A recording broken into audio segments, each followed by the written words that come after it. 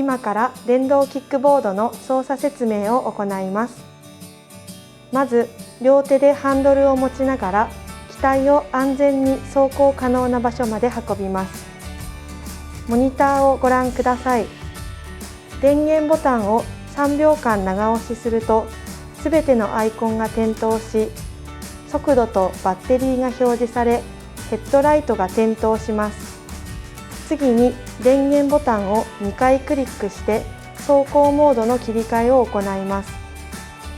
車道走行の際は S マーク、歩道走行の際は1マークに切り替えてください。S は最高速度20キロ、人は最高速度6キロです。また最高速度の切り替えは停車時のみ、走行中の切り替えはできません。では早速乗車してみます。アクセルはこちらですが、握っただけでは動き出しません。利き足をボードの前方に置き、反対の足で 2,3 回地面を蹴って助走します。利き足と反対の足をボードに乗せ、アクセルを右手親指でゆっくり押すと加速します。ブレーキは左右両方にあります。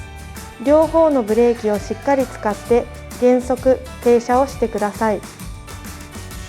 乗車にはヘルメットをかぶってください。一時的に電動キックボードから離れる際はワイヤーチェーンをつけてください。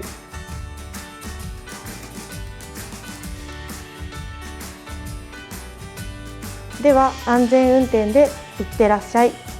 事故が起こった場合は119番や110番に電話いただき、立山町観光協会にお電話ください。